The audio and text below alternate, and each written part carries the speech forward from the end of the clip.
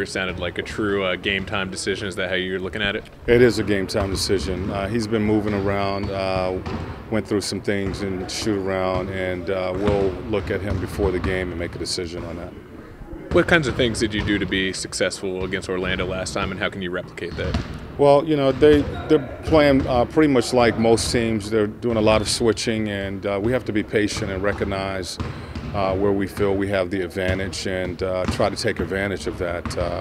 In our last game against Boston, we had some matchups that we didn't recognize, and you know, we in a sense bailed them out. So we have to execute against you know, teams that switch and do some different things. We have to recognize where the advantage is.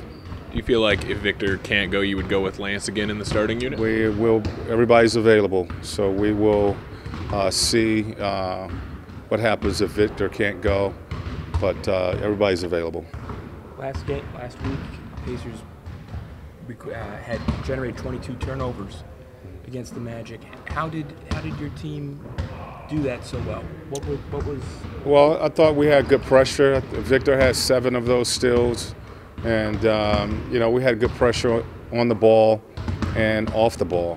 We did a good job of, you know, trying to be physical and, you know, creating some deflections. We were able to get our hands on a number of those balls, and a number of those came from Victor. So really just you want to be solid, stay in front. You don't want to gamble. And I thought we did a good job of doing that.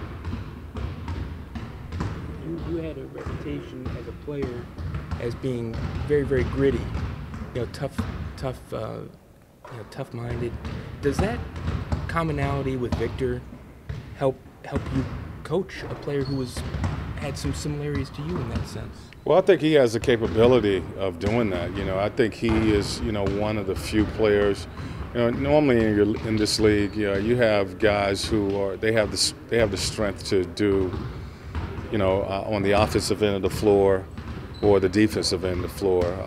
You know, Victor can be a real solid two-way player with his speed and athleticism to not only be aggressive offensively but be aggressive defensively.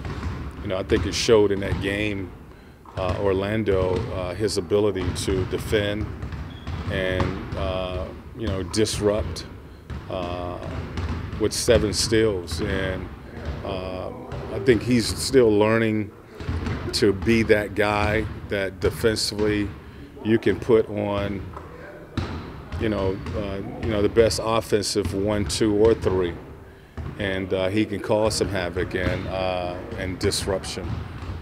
But you know, he's a two-way guy, and right now I think he's developing both of those. You know, that ability to play both sides of the ball.